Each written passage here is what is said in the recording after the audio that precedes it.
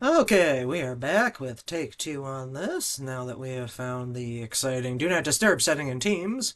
Hopefully my coworkers won't ping me in the middle of my doing this exciting experiment that I did yesterday.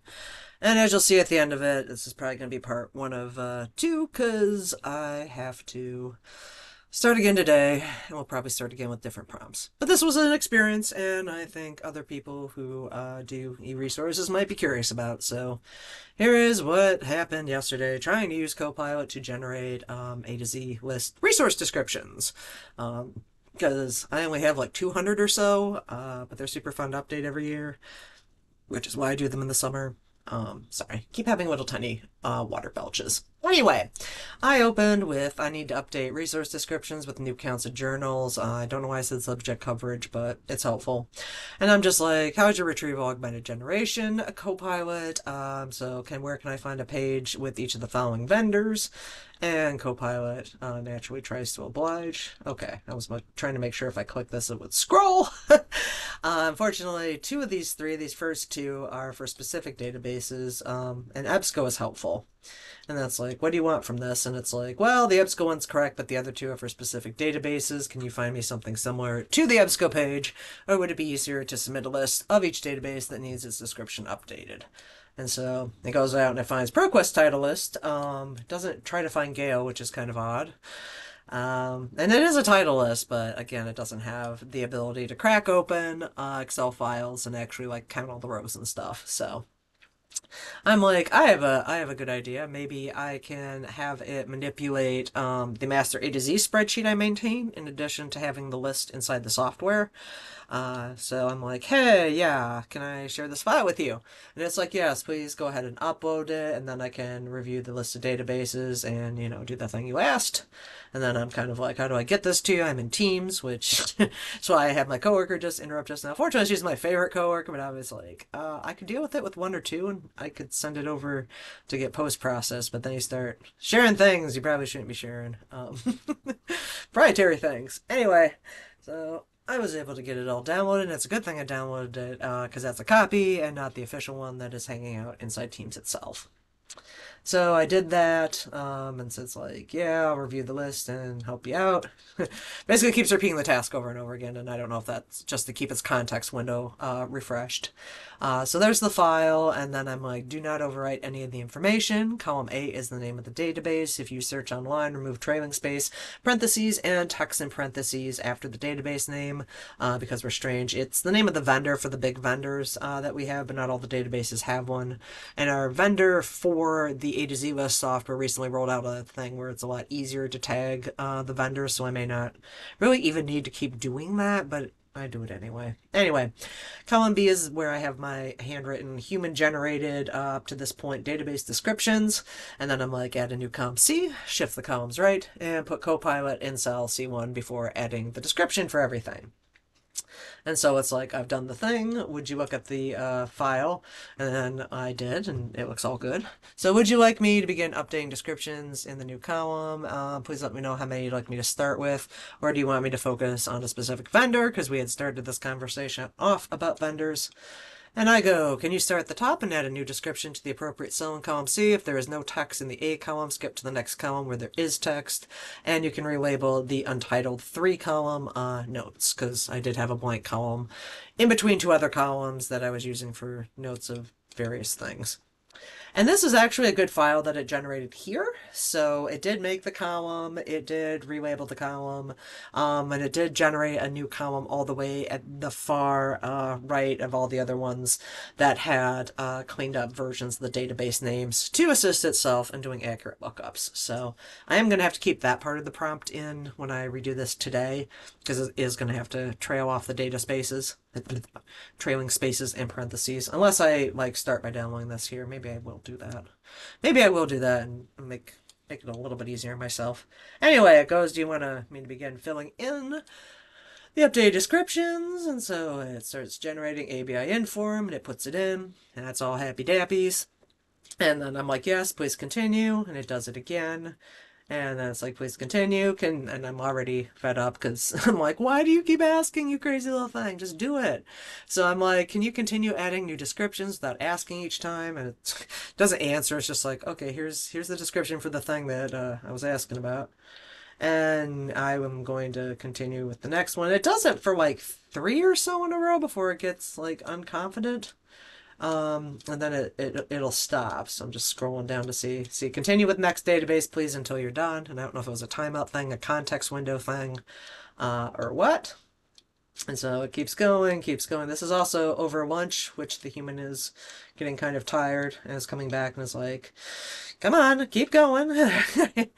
Keep going. Da, da, da, da, please continue. Because, like I said, it'll do like two or three and then it'll, like, decide it's thinking. Even though it says it's continuing, I don't have faith in it. So I'm like, please continue. Please continue. Please continue with the next five. Now, this is where the thing gets interesting. So, I open this after it does the next five, and this is where I discover that I made the assumption that it knew that each iteration of the file should have the database descriptions from the one before it. Like you're building a file, working on a file, and making like one big file with all the database descriptions in column C.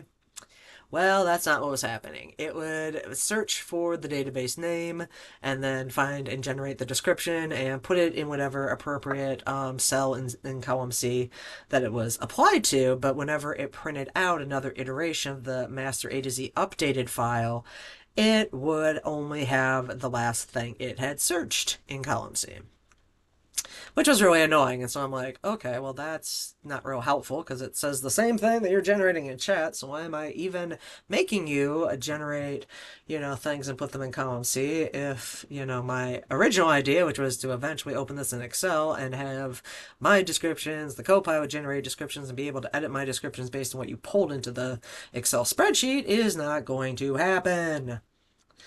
So please continue with the next databases because I was kind of like, maybe it'll stitch 5 and 5. No, it's not. It's just not. So I'm like, well, let's stop adding to the spreadsheet. Please resume generating descriptions and post the next 5 into chat. I'll just work on them in between this chat and my spreadsheet and my other software. So it does that, la di da di da di da.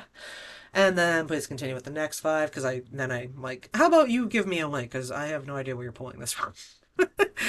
And it does give appropriate links, and it does cite mostly, vendor databases, things like that. The big ones that we started this conversation with, it knows to go to those particular vendors. So it starts generating that.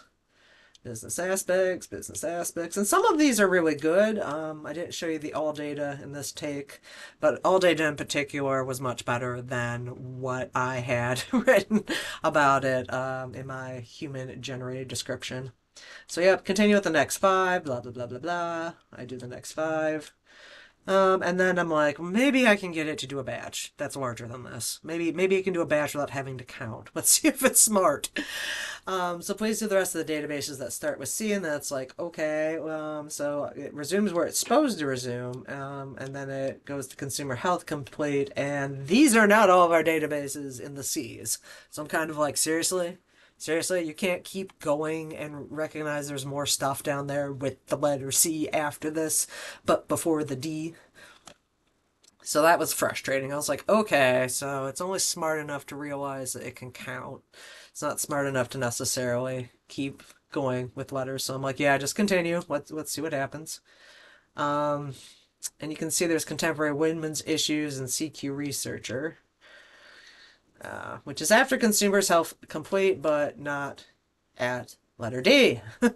So Microsoft, little downer there. So we get the rest of the C's because I do need the rest of the C's. I don't know why you. So do you want me to continue with E? So I'm like, no. What part of keep going in all of these do you not understand? So I'm like, starting a DieselNet, do the next 10. I need all these, you silly little thing. So it pulls them and then it'll... And this is actually kind of helpful in the way it presents this in terms of copy pasting because I can tell where I am in terms of how many I've given it and where I'm getting to the end of my little batch of 10. And so do you want me to continue starting with EBSCO? Yes, freaking continue. We'll do this in batches of 10, and this workflow was working pretty good, which is why I'm like, can we resume this tomorrow, or do you need me to restart the prompt? And I saw that this has like 5 responses left, so it wouldn't have mattered anyway, because the number of responses in a chat are limited. So we have to start a new chat to be able to get more responses. At first, when I saw 5 responses left, I thought I'd like burned out the AI budget for like, I don't know, my whole year or something, but this is one of the few tools that our IT folks are letting us use, so I'm trying to make the most of it or use it for different things. And so far yesterday, it was, I don't know, 50% helpful because it was pulling and generating good descriptions and finding stuff that I wouldn't have thought of and referencing back. One of the things that was driving me nuts about it, though, can't remember what vendor, I want to say EBSCO. I have like information about the number of citations that are in the database, and it doesn't grab that information all that often because it's usually in that vendor's case, like at the bottom of the page, it's like, oh, by the way, we also index all this other stuff in here too. um, but I didn't ask it to look at column B and like try to generate anything in my voice. I didn't try to ask it anything all that fancy. Maybe if this was a bigger commercial LLM, I might try that. But I'm gonna have to come up with another way of doing this today. Probably not going to involve putting it in the actual Excel file. Probably just give it the Excel file and have it use that to generate what it needs, or what I need to extract and make copy information from. A lot of the time, though, last week or yesterday, it was generating stuff I didn't need, or at least match. So it was like no update, no update, no update, and it was helpful to have something fast like that to cross-reference. So 6 one, half dozen the other. I don't know if this will work better for somebody else, or if a different LLM or interface does this better. But this was my first attempt using generative AI for A to Z list descriptions.